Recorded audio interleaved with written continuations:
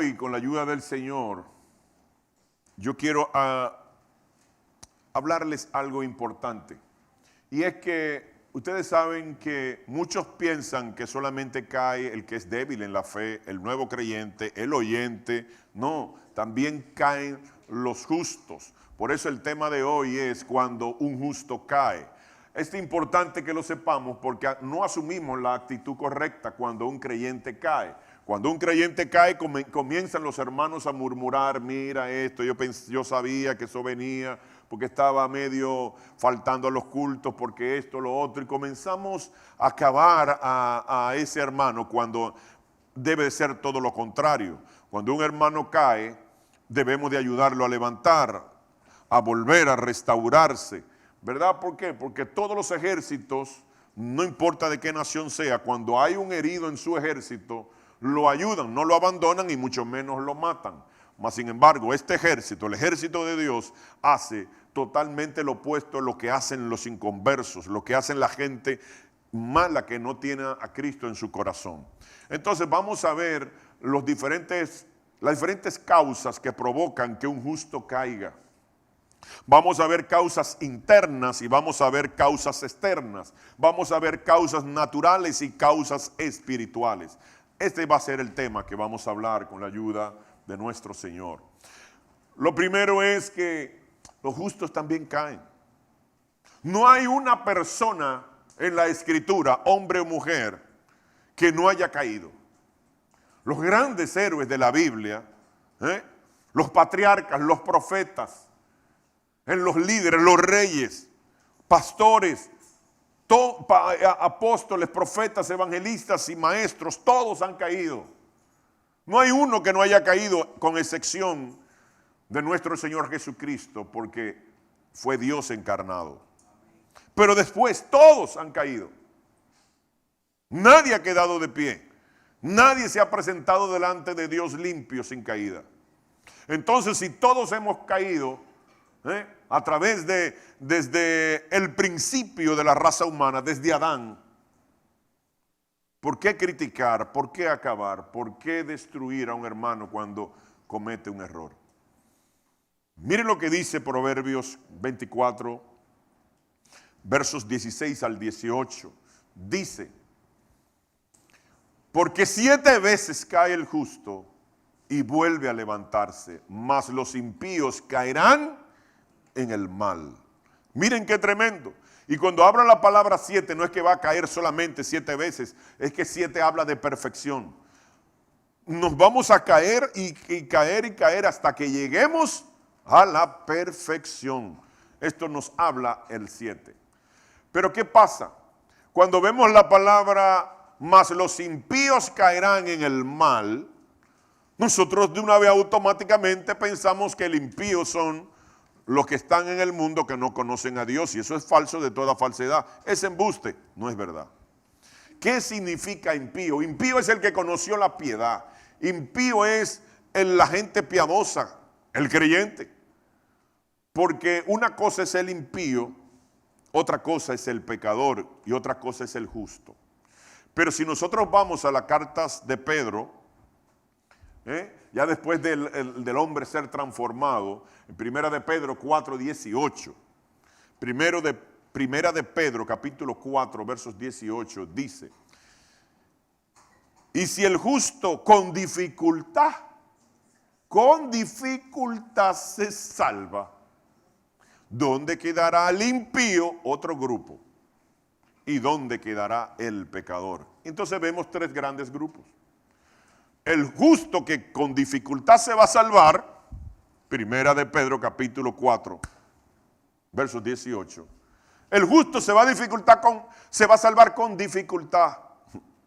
No es que va en una bajadita. Es con dificultad se va a salvar. Pero el impío, el que conoce la verdad y la viola, va a caer en el mal. Y el pecador, ya usted sabe. Pero ¿qué dice el 17? ¿Qué dice el 17? Que a Dios le desagrada cuando alguien se goza con la caída de un hermano. Porque el 16 está hablando de un justo que cae. No está hablando de un inconverso, es de un justo. Y dice el 17, cuando cayere tu enemigo. ¿Y por qué dice tu enemigo? Ah, porque es pecador. No, porque el justo es criticado hasta por la gente de adentro. El priven santurrón, el priven esto, el priven lo otro, que sé yo, qué bueno que cayó, para que vea que no era como él pensaba. No, no, no, no. Cuando cayere tu enemigo, no te regocijes. Cuando tropezare, no se alegre tu corazón. No sea que Jehová lo mire y le desagrade y aparte de sobre él su enojo. O sea, que cuando criticamos y murmuramos a un justo cuando cae, Dios aparta el enojo del justo y se traslada, ¿para quién? Para el que está criticando. Y caemos en ese gancho y ni cuenta nos damos. Qué tremendo. Pero miren más, el justo no cae para el diablo. El justo cae para su Señor. Romanos 4:4 dice, ¿tú quién eres que juzgas al criado ajeno, haciendo alusión al justo? Para su propio Señor está en pie o cae, pero estará firme, porque poderoso es el Señor para hacerle estar firme. Entonces, a Dios no le agrada. Y cae no para el diablo, cae para su Señor. Y Dios es poderoso para mantenerlo firme. ¿Por qué el justo cae? Eso es importante porque dice que cae para el justo. El justo cae para el Señor. Entonces es importante. ¿Por qué es para el Señor y no para el diablo? Esto es importante que lo sepamos, porque muchas veces permite Dios caída. Para que no confiemos en que somos autosuficientes, sino que somos dependientes de Dios, que no podemos andar solos por ahí, sino que necesitamos de la gracia, de su favor, de su misericordia, de su amor, de su benignidad, de su bondad. Y que lejos de Él, nada podemos hacer. Pero el justo cae para que no se vanaglorie. Es que yo soy correcto, yo obedezco, yo hago esto, yo hago lo otro. Para que no se vanaglorie, para cuidar su corazón. ¿Por qué Pablo le dijo al Señor, he orado mucho para que me quite el aguijón? Y el Señor le dijo, bástate con mi gracia, porque en mi debilidad, en tu debilidad mi poder se perfecciona. ¿Usted sabe por qué? Porque el aguijón de Pablo era el orgullo por tener tanto conocimiento, por tener tanta revelación. Y el Señor tenía que dejarle un aguijón que cayera de vez en cuando y de cuando en veces. Para que él diga, wow, pero con todo el conocimiento, con toda la revelación que tengo, aquí estoy hecho nada. Y lo vamos a ver de sus propias palabras. Solamente téngame un poquito de paciencia. Y miren hasta el slide, miren cómo cae, conforme al tema. Y el muñequito ahí se dio un estrellón por estar confiando en él. Porque dice la Biblia también que no nos apoyemos de nuestra propia prudencia. Yo soy lo máximo. No, eso es un negocio. Eso no somos nosotros. Romanos 7, del 18 al 25, vamos a leer, dice, y yo sé que en mí, esto es, en mi carne no mora el bien, lo dijo Pablo, el perito y arquitecto del Nuevo Testamento, 14 de 27 libros él lo escribió.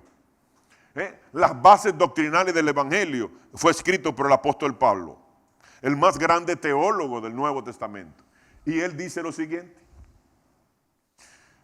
Y yo sé que en mí, esto es, en mi carne no mora el bien, porque el querer el bien está en mí, pero no el hacerlo. Entonces, oiga, ¿quién lo dijo? No fue un nuevo creyente, no fue un oyente, no fue un visitante, el apóstol Pablo. Pero dice el 19, porque no hago el bien que quiero, sino el mal que no quiero. Eso hago. Oigan, ¿quién está hablando? Pablo. El hombre que nada más y nada menos que Dios lo llevó sin ver muerte, lo llevó al tercer cielo. Y le reveló grandes cosas que le dijo, oye Pablo, no puedes hablar de todo eso. Muy fuerte. Quédate calladito, eso es consumo personal. Está diciendo que él tiene una batalla interior. Y él, el querer hacer el bien, él no lo hace. Aunque quiere, no lo hace. Si no, hace lo que él no quiere. Y si él está haciendo lo que él no quiere, ¿quién lo está haciendo?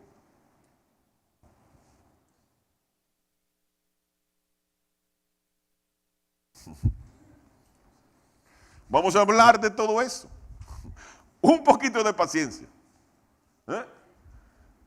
Dice el verso 20, el mismo capítulo 7, dice, y si hago lo que no quiero, ya no lo hago yo, sino el pecado que mora en mí.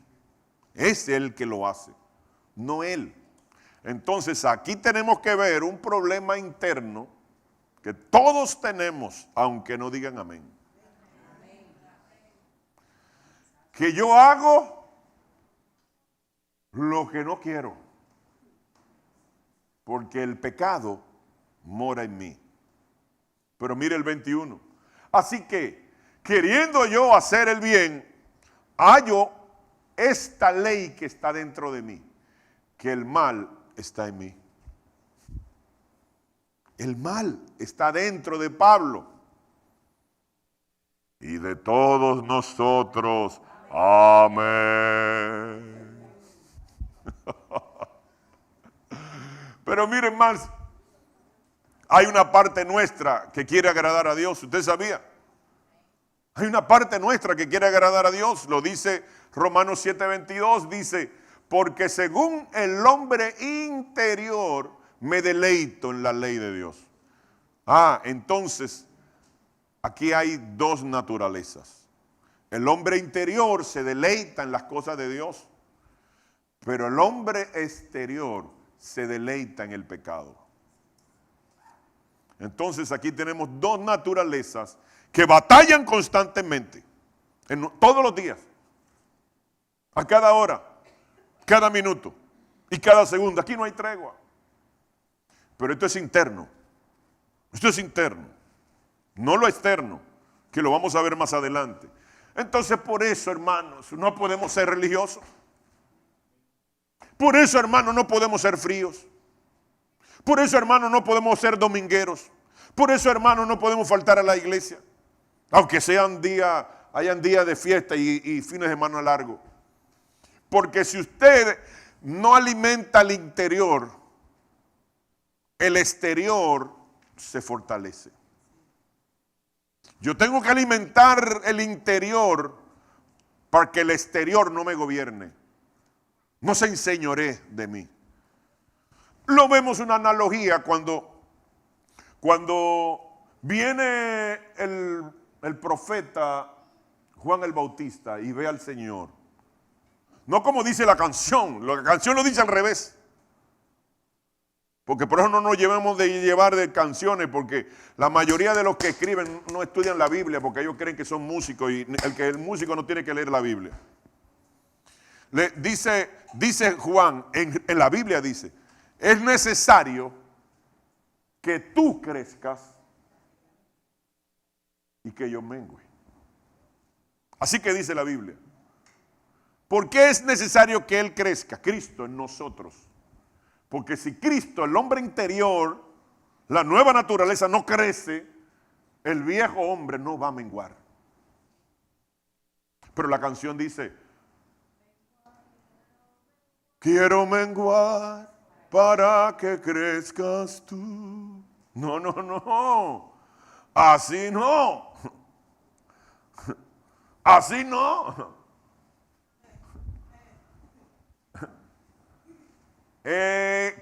Tenemos dos naturalezas. Cristo mora en nosotros. Pero dentro de nosotros mora el mal.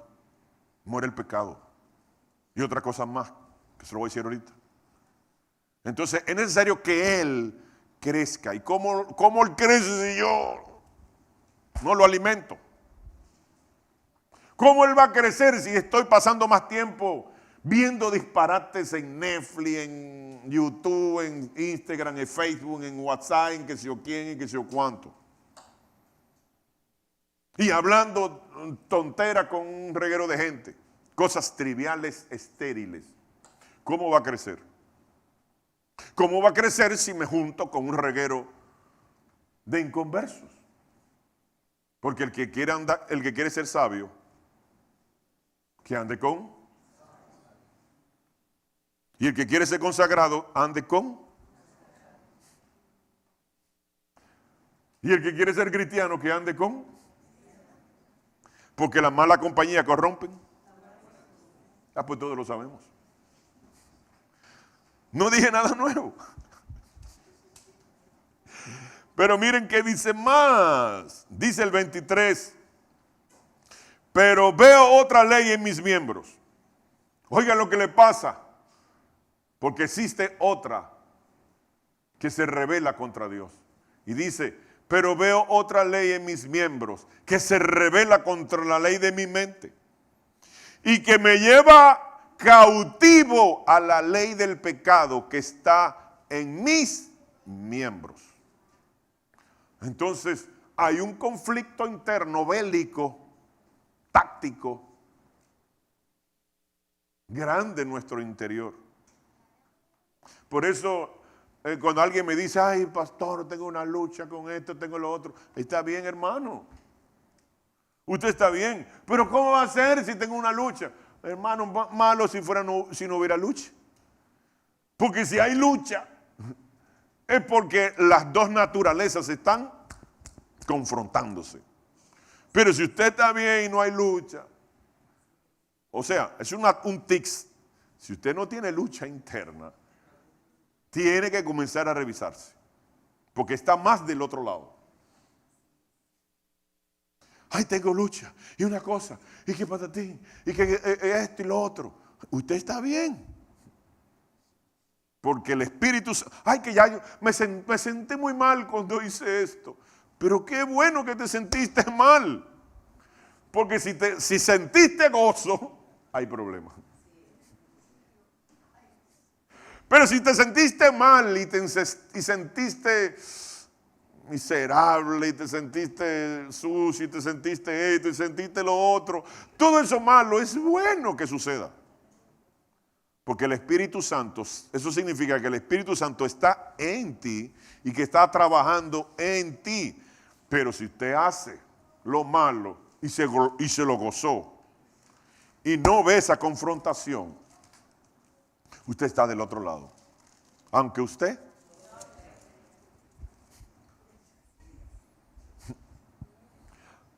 a mí me encanta sentirme mal cuando fallo. Porque yo digo, gracias Señor, porque no ha apartado de mí tu Santo Espíritu. Porque David decía eso, Señor, no apartes de mí tu Santo Espíritu. A él le encantaba sentirse mal. Porque lo malo es cuando usted siempre te siente bien. Hiciste un desorden anoche y te gozaste. ¡Wow! Ay, el Espíritu Santo está como la canción.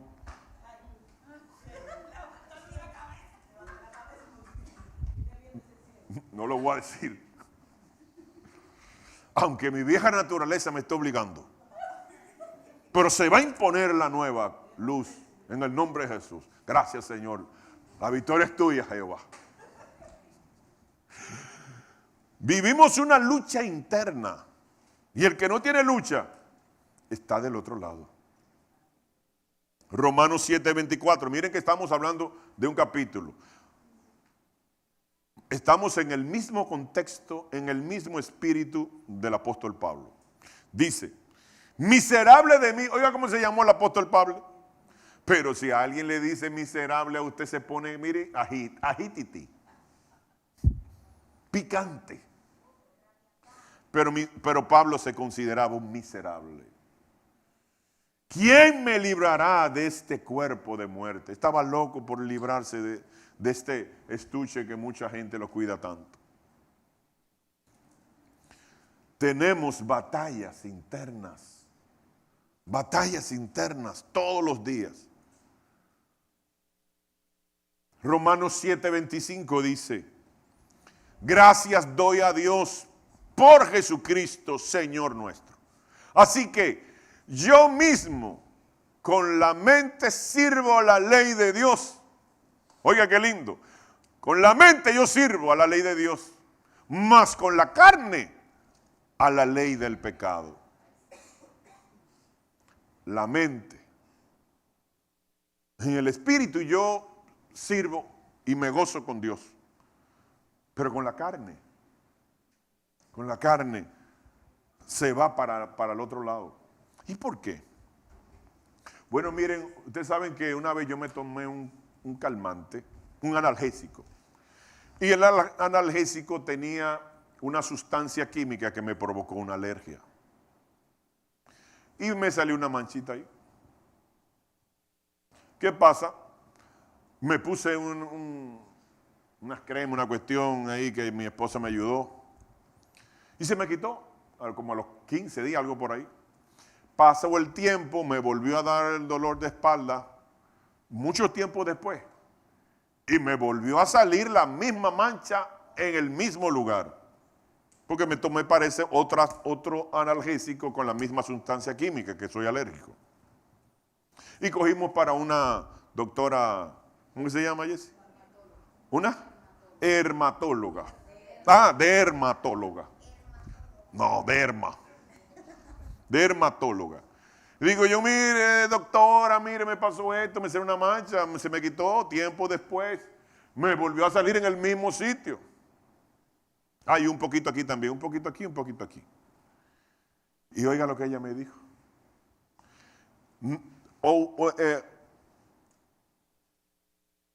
Chequé cuál medicamento se tomó, porque ese tiene una sustancia química que le es alérgica, y si le pasa una tercera vez, la mancha se le va a quedar para siempre.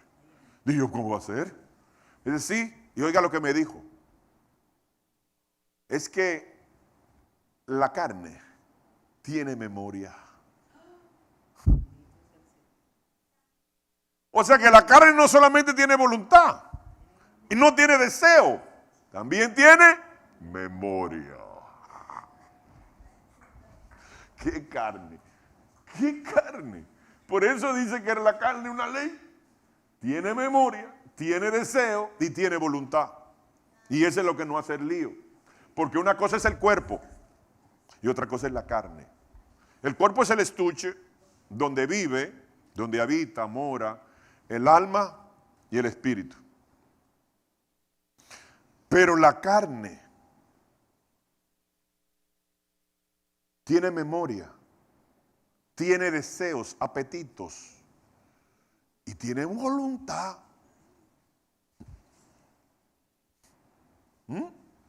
Entonces, la carne no es fácil.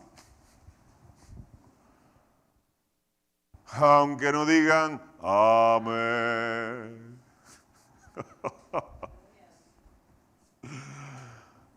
También hay una influencia satánica. Aparte de todo eso, tenemos influencias satánicas que no provienen, ya estas no son internas, estas son externas. Porque una cosa es las internas y otra cosa es las externas. Entonces miren qué lucha tenemos. Una lucha adentro y afuera. Es como la arepa. Fuego abajo, fuego arriba. Y usted en el medio.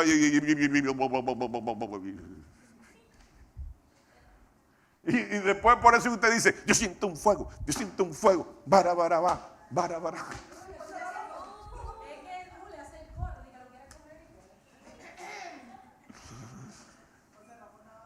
¿De dónde yo saco que hay una influencia satánica en nosotros? Veamos este verso y luego un ejemplo bíblico. Porque me gusta ser bíblico, hermanos. Esto no es a Primera de Abraham 7:14. No. Primera de Corintios 4:5 dice. Así que no juzguéis nada antes de tiempo, hasta que venga el Señor, el cual aclarará también, va a aclarar el que lo oculto de las tinieblas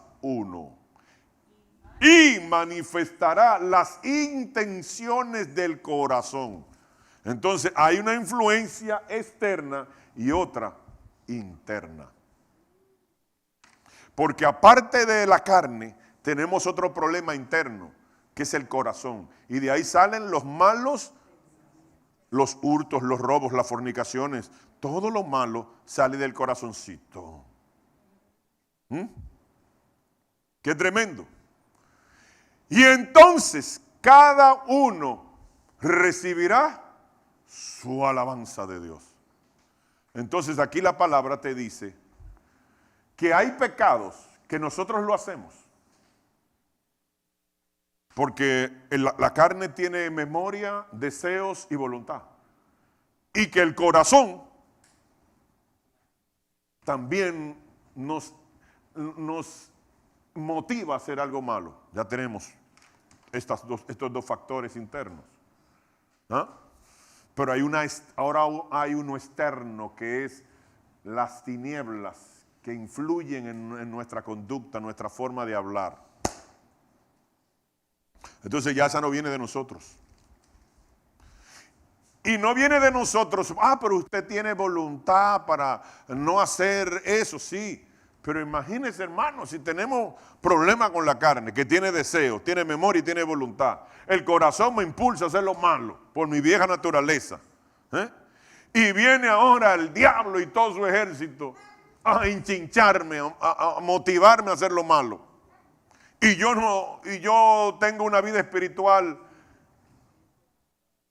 decadente, flacucha, debiluta, anémica, a su máxima potencia. ¿Cómo usted va a resistir todos esos ataques? No, hermano, yo voy los domingos, hermano. Y cuando hay un culto en el medio, un culto en el medio, no voy el domingo porque ya yo cumplí el viernes, ya yo cumplí el miércoles. No. Usted alimenta su cuerpo 3 veces al día y cuidado. Pero su espíritu una vez a la semana. Hay un desbalance. Vamos a ver un ejemplo de lo que sucedió con el reino de las tinieblas en un personaje que no era nuevo creyente, que no era visitante, que no era un hombre normal, sino un hombre metido con Dios. Oiga, metido con Dios, un justo, un hombre conforme al corazón de Dios, un hombre que amaba a Dios y pasó a ser el prototipo de todos los reyes de Israel. Y cuando se divide, de Israel y de Judá. Y para la iglesia es el prototipo del creyente verdadero. Un hombre que amaba a Dios, pero le adoraba, pero le obedecía, pero le servía y estudiaba la escritura. Era completo. Oraba, dice 3 veces al día. Ayunaba, hacía vigilia, hacía de todo. Mire lo que le pasó a ese hombre completo, que le llaman el amado, porque David significa el amado. Veamos este ejemplo. Segundo libro de Samuel, capítulo 12, versos 4, dice: y vino uno de camino al hombre rico, y éste no quiso tomar de sus ovejas y de sus vacas para guisar al caminante que había venido a él, sino que tomó la oveja de aquel hombre pobre y la preparó para aquel que había venido a él. Entonces aquí por sabiduría de Dios, el profeta Natán dice, espérate, yo no le puedo decir al rey, entrarle de golpe, que él cometió adulterio, porque se atreve hasta a matarme. Si se incomoda el hombre y me mata, o que es el rey, tiene poder. Déjame entrarle con una parábola. Y entró con una parabolita. Y le dijo, había un hombre rico y un hombre pobre. Después le dice que el rico era él y que el pobre era Urías, Eteo. Y que la corderita era Betsabé. Pero después que le dio el fundazo. ¿Con quién se acostó realmente Betsabé? ¿Con David? No. Dice, un caminante visitó a David. Y David le preparó a Betsabé, al caminante. Por eso lo puse en rojo. Y se lo preparó para el que había venido a él. ¿Cuántas personas, vamos a llamarle así personas, habían en esta escena de adulterio? ¿Cuántas personas? 3. David, Betsabé y el caminante. Pero tumbemos a David porque el deseo no era de David. Ni se orquestó todo para David, sino para el caminante. Entonces, quitamos a David, quitamos un dedito y quedan 2 dedos. ¿Quiénes fueron? El caminante y Betsabé. Que es un espíritu viajero que va de generación en generación, porque la tatarabuela de David fue una prostituta, Rat la ramera. La bisabuela de David es producto de un incesto, padre e hijo, que fue nada más y nada menos que los moabitas. Y de Moab vino Ruth, que es bisabuela de David, y luego cayó a su papá, a Isaí. Y entre el papá y la mamá, él la abusó y ella era una sinvergüenzona. Y salió porque en pecado fui concebido, en maldad me concibió mi madre. Salmo 51. Entonces había un problema sexual en la familia que visita. Entonces comencemos ahora a analizar nuestro árbol genealógico. De parte de mi papá, ¿cuál es el pecado que viene visitando generación en generación, generación en generación? Y no pecado, también enfermedad. Y no pecado ni enfermedad, sino también conductual. Pero analicemos no solamente el de mi papá, sino también el de mi mamá. Porque de esos 2 árboles genealógicos, yo estoy heredando de papá y de mamá. Porque yo tengo de los 2. Se fusionó en mí. Entonces ahí yo tengo otro problema que está fuera de mí, que viene ya por herencia. Herencia genética. Por el esperma, por el óvulo. Viene toda información genética. Entonces tenemos un lío. No, pero la mayoría de la gente cree que la iglesia es un club social. Por eso no me gustan los pastores que me hacen sentir bien, que agarran mi alma y comienzan a sobarla ahí, y yo ahí. Y comienzan a endulzarme los oídos porque yo soy diabético espiritual. Ese hombre sí predica bueno. A ese pastor mío yo lo amo. Él me dice que yo soy un rey, que yo voy a gobernar, que yo ando de bendición en bendición, que yo seré rico, poderoso, que yo tendré una gran empresa, que yo tendré un vehículo último modelo y que yo es para gozar.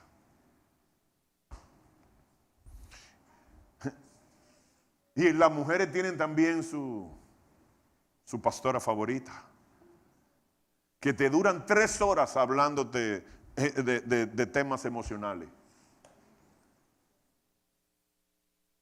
Y el hombre que te haga esto, bótalo, porque Dios no quiere que tú sufras, sino que te consigas uno mejor y que patatín, y fomentan el matrimonio, el divorcio. Y cuando usted ve la iglesia de ella, así. Y es solamente ten. No tiene que darle nada a Dios, es solamente darle. Ten. Y la iglesia está llena. Y usted se pone a analizar las capsulitas. Todo es motivacional.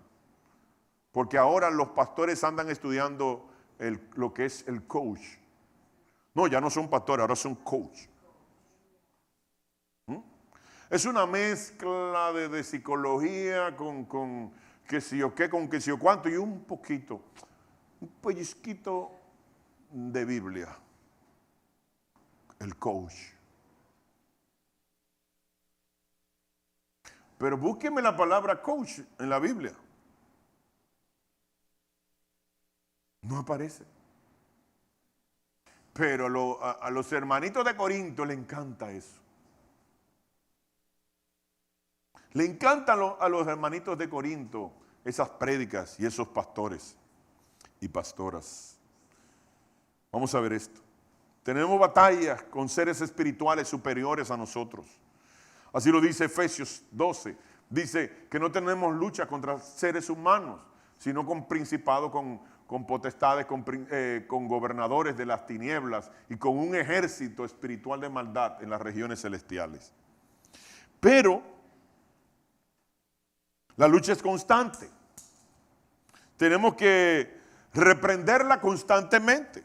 Por eso Pablo dice en Efesios 5:11, no participéis de las obras infructuosas, no dan fruto, de las tinieblas, sino más bien reprendedlas.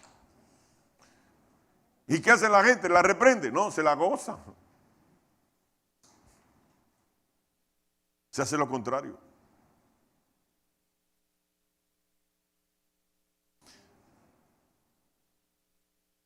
Dios hace su conocimiento resplandezca en el justo.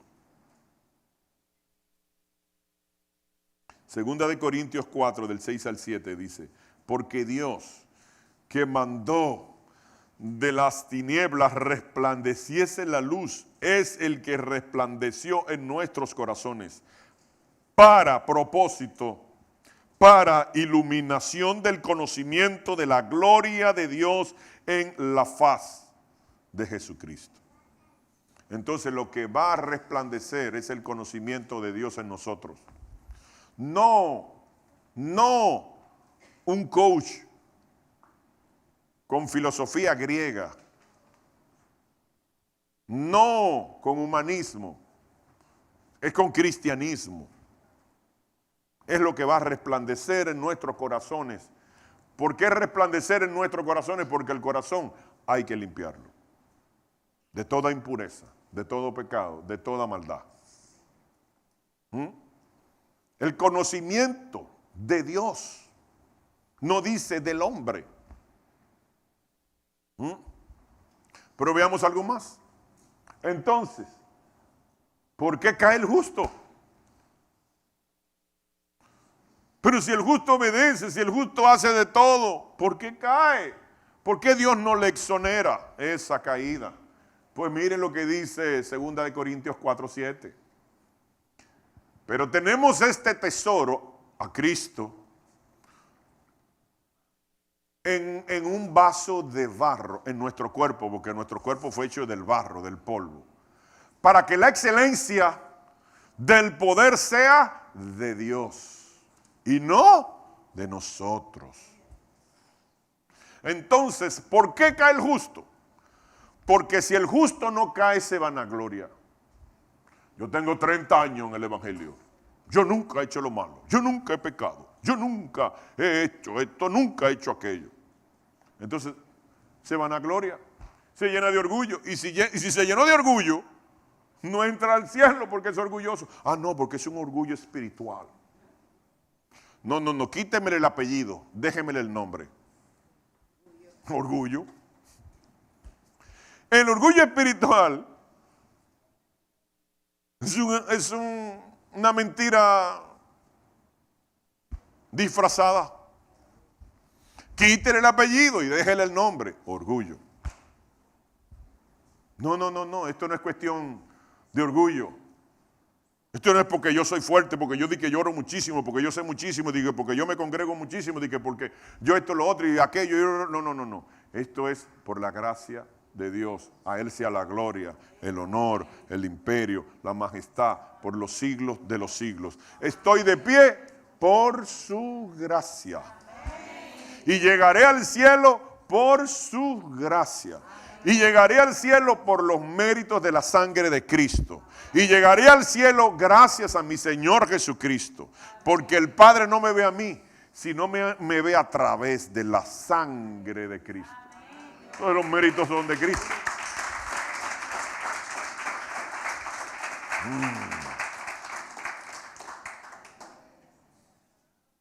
Vamos a ver algo más. ¿Por qué tenemos enemigos internos? Porque lo tenemos. Mírenlo aquí. 1, la carne. 2, y los pensamientos que tienen deseo y voluntad. Tienen deseo y voluntad. ¿El qué? La carne tiene voluntad y deseos, apetitos. Y los pensamientos también. Y ahí está la base bíblica. Que no lo digo yo, lo dijo Pablo en Efesios capítulo 2, versos 3. Pero miren otro lío, que no solamente eso.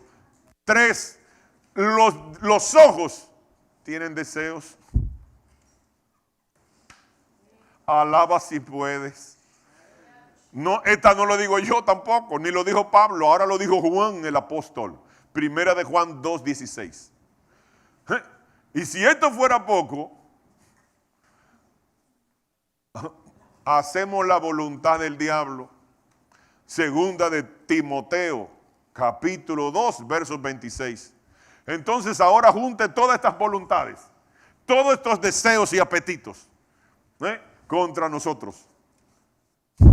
Ustedes ven, por eso que dice la Biblia en Primera de Pedro 4:18, que el justo con dificultad se salva. Pero muchos no. Muchos te dicen que esto es para gozar y que usted tiene licencia, porque usted es salvo siempre salvo y tiene una salvación eterna. Es intocable. Ajá. Eso lo dice usted. Pero la Biblia dice otra cosa. Y maldito el hombre que crea en otro hombre. Yo me llevo de la Biblia, que fue inspirada por Dios. No, eso no fue inspirada por Dios, varón, eso fue por los hombres. Por los hombres inspirado por Dios. Va a inspirar un burro o un caballo para que escriba. Los caballos no escriben porque no pueden agarrar un lapicero porque tienen pezuña. ¿Y cómo entonces usted dice que es inspirada por Dios? Bueno, porque fue escrita en 3 continentes diferentes, el africano, el asiático y el europeo. En 3 idiomas diferentes, arameo, griego y hebreo. En un lapso de 1500 años. O sea, que el que comenzó a escribir nunca conoció ni el que escribió por la mitad, ni mucho menos el que escribió al final. 40 autores. Y no hay contradicción en ellos. ¿Y cómo tú me explicas todo eso? 3 idiomas, 3 continentes, en un espacio de 1500 años y que no haya contradicción. Y yo tranco a 3, no a 40, no, a 3 hermanos a escribirme un libro. Y comienzan a decir, no varón, eso no es así como yo digo. No, usted está equivocado porque usted sabe que esto es así. Y no se ponen de acuerdo 3. ¿Y 40? Entonces la Biblia es infalible.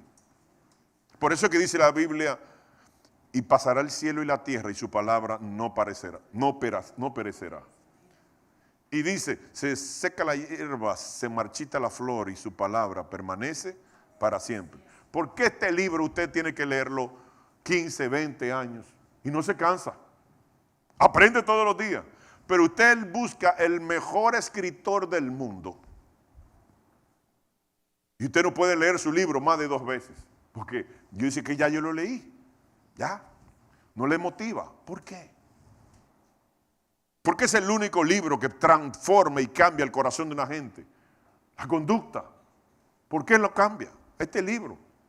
¿Por qué este libro no le han hecho remodelaciones, modificaciones? Es el mismo.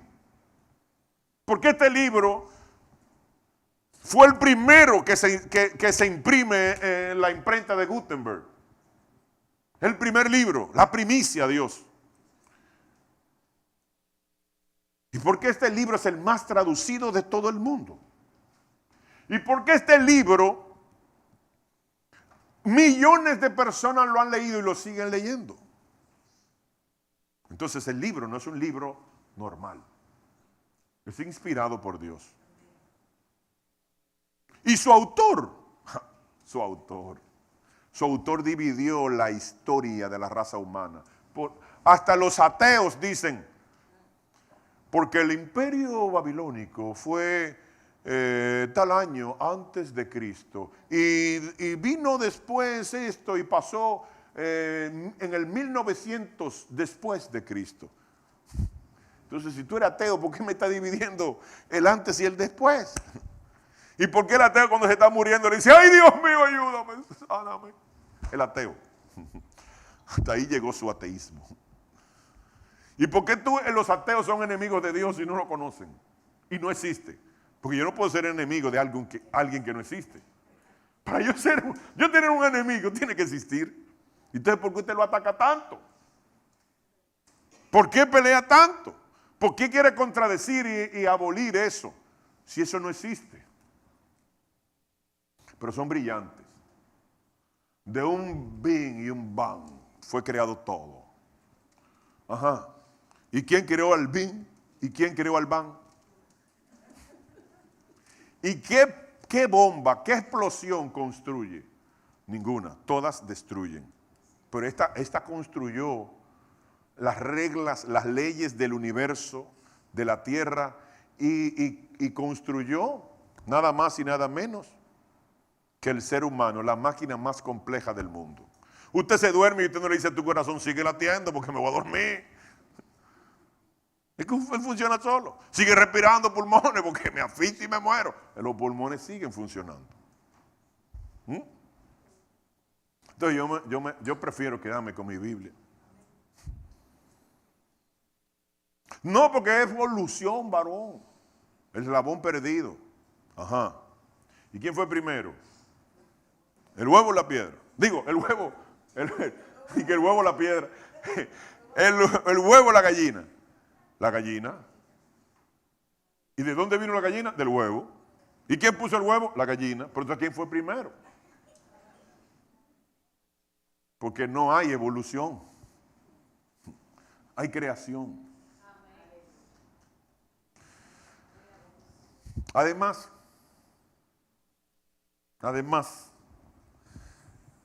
esa teoría de la evolución, Darwin, al final Darwin se contradijo y dijo, no es tanto así. Él mismo con su teoría al final de su vida tuvo que decir, no estoy seguro. El mismo Darwin. Darwin tiene que revisarse. Y también tenemos enemigos externos. Primera de Tesalonicenses 2:18 dice, por lo cual quisimos ir a vosotros, yo Pablo ciertamente una y otra vez, bastantes veces quiso ir, pero ¿quién le obstaculizó? ¿Quién le estorbó? Pero Satanás nos estorbó. Entonces hay que vencer los estorbos. Quédate en la casa, no vaya a la iglesia. ¿Quién usted cree que le dijo eso? Dios, Jesús, el Espíritu Santo. Se me apareció Pablo. No, es el diablo, hermano. Que estorba para que nosotros avancemos, que estorba para que nosotros vengamos, que estorba para que no leamos la Biblia, que estorba para que no adoremos. Porque Él no quiere que adoremos, porque ese ministerio era de Él. No todos los ministros son de Dios. Hay muchísimos falsos. Ah, no, porque el pastor, el fulano, la pastora, segunda de Corintios 11, 14, no lo digo yo, lo dice Pablo, dice, y no os maravilla, porque el mismo Satanás se disfraza como ángel de luz. Se disfraza como ministro. Porque no va a venir con dos cachos y con unos cuernos en los dientes grandísimos, las uñas largas y te va a hacer... ¡Uah! Porque primero él no es así. Era un ángel bello. Y además él no va a venir a meterte miedo. Él viene a engañarte con sutileza. Pero ni todos los hermanos son verdaderos. Ni todos los hermanos son verdaderos. Estos son enemigos externos que tenemos. El diablo nos estorba. Hay pastores falsos y pastoras. Aprende. Timoteo 1 del 19 al 20. Dice, manteniendo la fe y la buena conciencia, desechando la cual naufragaron en cuanto a la fe algunos. Dice el 20, de los cuales son Himeneo y Alejandro, a quienes entregué a Satanás para que aprendan a no blasfemar. ¿Quiénes aquí son los enemigos, los falsos hermanos? ¿Quién? ¿Cómo? Himeneo y Alejandro. Vamos a ver, porque por eso que la Biblia te dice escudriñad las escrituras. Un verbo imperativo, escudriñar. Un mandamiento. Yo tengo que escudriñar, no leer. Entonces, ¿cuántos quieren saber qué significa Himeneo? Porque hasta el nombre, no hay Himeneo que se mueve mucho.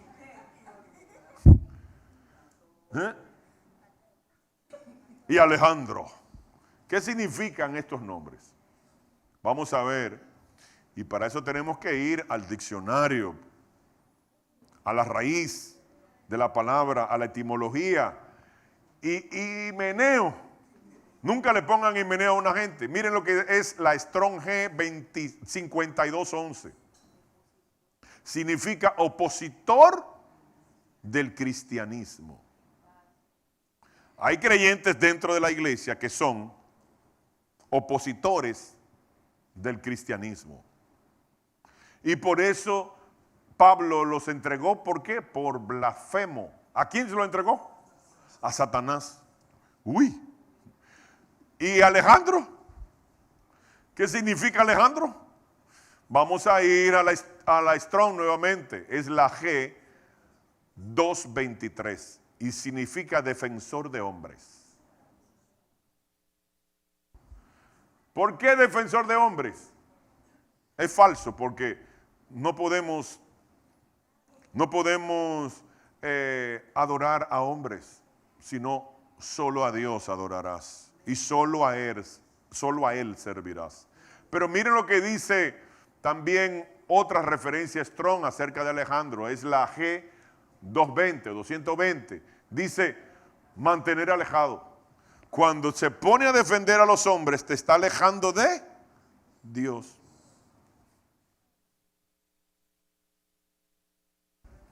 La Biblia no dice que defendamos a los hombres, dice maldito el hombre que crea en otro hombre.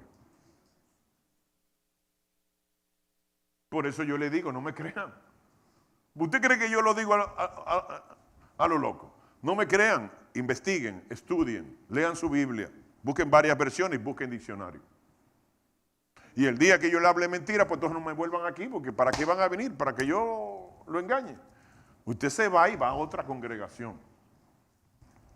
Pero si yo le digo la verdad, entonces ¿qué es? Ah, que no me gustó, fue muy fuerte, varón. La receta, 3 cucharaditas diarias de Gálatas capítulo 1 versos 10. 3 cucharadas diarias de Gálatas capítulo 1, versos 10. Capítulo 1, versos 10. Capítulo 1, versos 10. Capítulo 1, versos 10 de Gálatas. Entonces, aquí vemos que Pablo entregó a este hombre, a Satanás. Ay, pero ese hombre es del diablo. ¿Y cómo va a entregar a esa gente a Satanás? Hermanos, nosotros no podemos ignorar de las maquinaciones del diablo.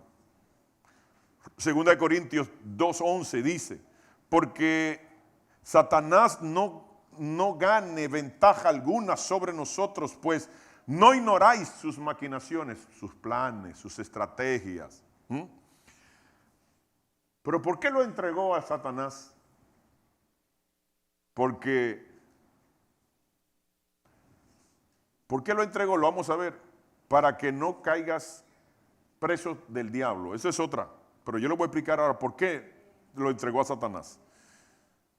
Segunda de Timoteo 2:26 dice, y escapen del lazo del diablo, que están cautivos a voluntad de él, del diablo. No, eso no es así.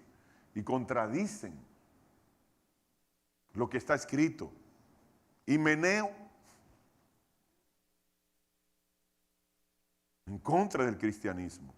Pero ¿por qué? Ahora sí, ¿por qué Pablo entregó a ese hermano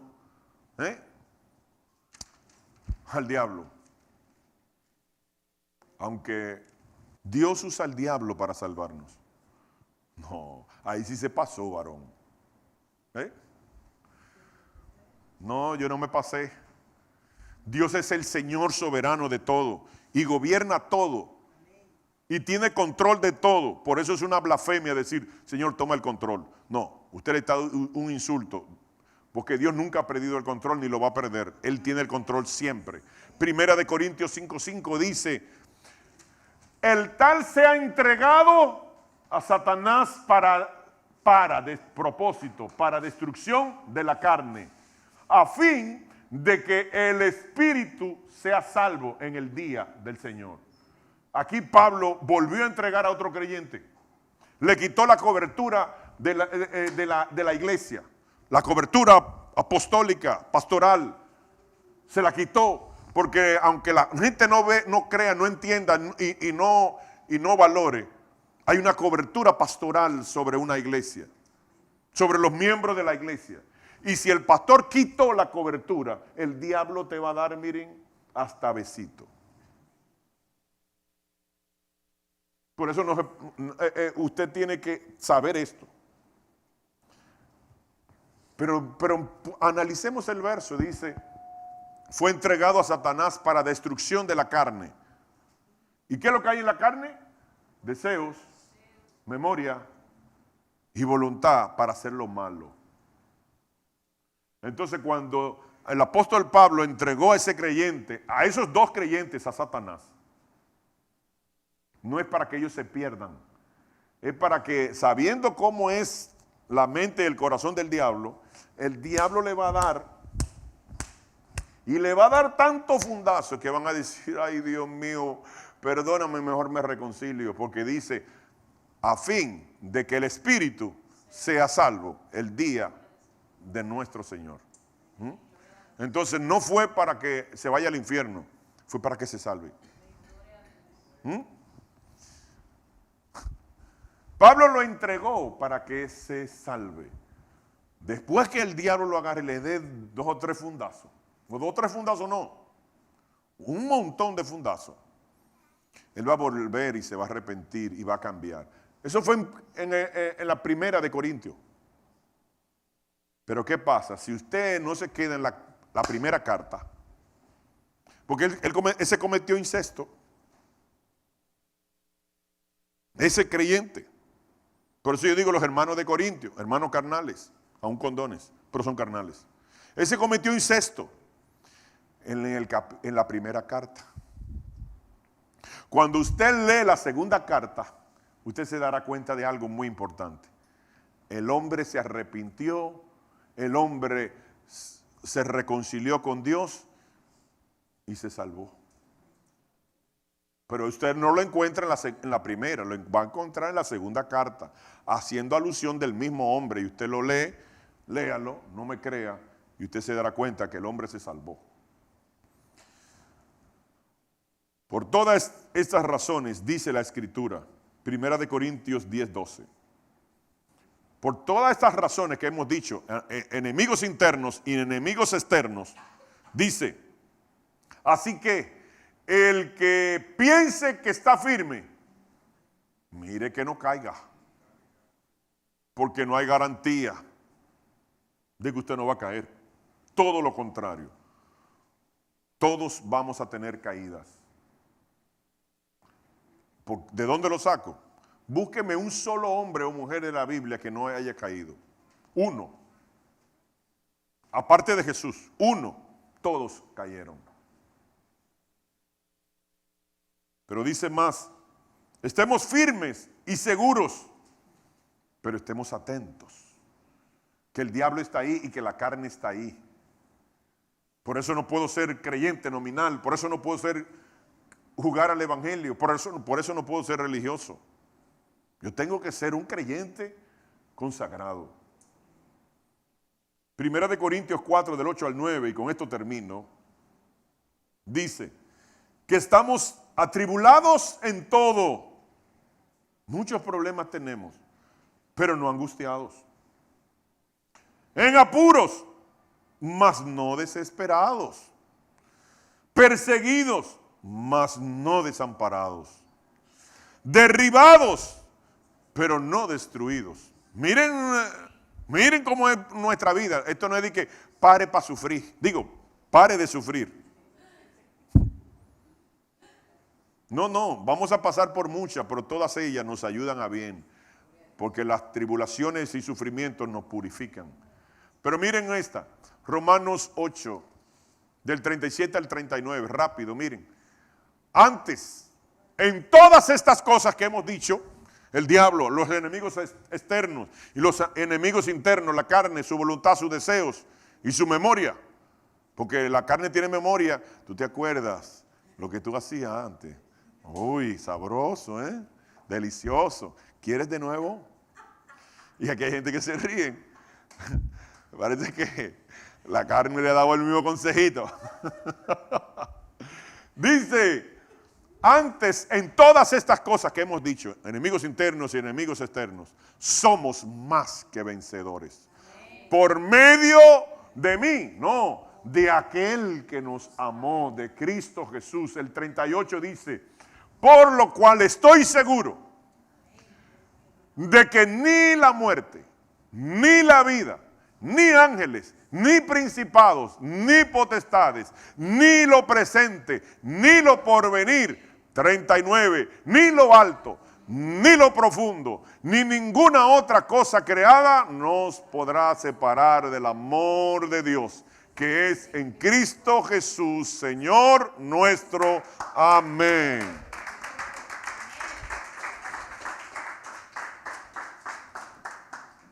Aleluya, pongámonos de pie, hermanos. Nada nos va a separar del amor de Dios. Ni los enemigos internos, ni los enemigos externos. Porque somos no vencedores. Somos más que vencedores. Nadie nos separa. Solo una sola cosa. Ni lo alto ni lo profundo, ni ángeles ni principados, ni ninguna cosa creada, ni lo presente ni lo porvenir nos va a separar. Pero sí una sola cosa. Una mala decisión que tomemos de bajarnos del barco de la salvación. Una sola cosa es que nos puede separar y somos nosotros mismos. Tomar la decisión de apartarnos, como lo hizo Bernabé, sin retroceso, sin retorno. Pasaríamos entonces a ser espíritus irredentes, espíritus que no serán redimidos. Entonces, por eso dice Pablo, Timoteo, cuídate de ti mismo Y cuídate de la doctrina. Porque hay doctrinas que para el hombre, cierre sus ojos. Hay doctrinas que para el hombre son buenas, dulces, pero te separan de Dios. ¿Y cómo yo sé que la doctrina es buena? Estudiando, escudriñando. ¿Y cómo usted sabe que la doctrina es buena? Muy sencillo. Si la doctrina exalta al hombre, por eso Alejandro era defender a los hombres. Si exalta al hombre, es falsa. Si exalta a Dios, es verdadera. Si la doctrina te permite muchas cosas, la doctrina es falsa. Si la doctrina te habla de consagración, es verdadera. Si el que te está diciendo que tranquilo, que no hay problema, que sigue para adelante, que esto es para gozar, que no hay que cambiar, Dios te ama como quiera, es falso. Porque la Biblia entera te habla de consagración. La Biblia entera te dice que el propósito de Dios es nuestra santificación, nunca nuestra carnalidad. Es fácil saber si la doctrina es verdadera y si los encantadores de serpiente que están allá afuera son verdaderos o son falsos. Solo escúchelo, pero no mucho tiempo, porque vendrán espíritus de demonios y engañarán a muchos. Porque la palabra es espíritu y es vida, la de Dios. Pero la palabra adulterada, la palabra del diablo, es espíritu y es muerte. Porque la palabra no solamente son palabras que se la lleva el viento, son espíritus que van y penetran a la persona y le causan daño o le causan bendición, terrenalmente, espiritualmente. Yo te bendigo, iglesia, para que nunca más volvamos a criticar y a pisotear a un hermano cuando cae. No seamos como el hermano del hijo pródigo, que criticó al padre porque el padre lo recibió con los brazos abiertos y le hizo fiesta cuando llegó. No, no tengas corazón de hermano, ten corazón de padre. Lo vio, no lo reprochó, no le habló del pasado, solamente se regocijó porque volvió. Diga la palabra, que la palabra es fuerte, que confronta. Es como martillo, dice la Biblia. Diga la palabra sin adulterar, aunque como dijo Pedro, Señor, la gente se va porque tu palabra es dura. Y el Señor le dijo, ¿tú también te quieres ir? No voy a ablandar la palabra, Jesús. No, la palabra tiene que ser igual, sin cambiarla, sin modificarla. Pero si un hermano cayó, ya cayó. La misma palabra te dice que hay que restaurarlo, que hay que ayudarlo a levantar, no pisotearlo, no matarlo en el suelo. No, véndele las heridas. Use vino, gozo y aceite, Espíritu Santo, para que y cubra su herida, cobertura pastoral, apostólica, para que esa persona, esa herida, sane, se levante y siga caminando. Lo importante no es no caer. Lo importante es que si usted cayó, mi consejo bíblico es, si cayó o si va a caer en un futuro, porque todos vamos a caer. Así lo dice la Biblia y así lo vemos en todos los ejemplos bíblicos de la Biblia, con excepción de Jesús. Si se cayó, no se quede en el suelo. Sacúdase, límpiese, levántese y siga caminando hacia los brazos del amado del cielo. Levántese, sacúdase y siga caminando a los brazos del amado. Si cayó, no se quede en el suelo, levántese, sacúdese y siga caminando a los brazos del amado. Que la misericordia es grande y cubre multitud de faltas. Y el amor cubre multitud de faltas. Y la misericordia triunfa sobre todo juicio. Y Dios es amor y Dios es misericordioso. Te bendigo para que si te caíste, te levantes, te sacudas y corras a los brazos del amado.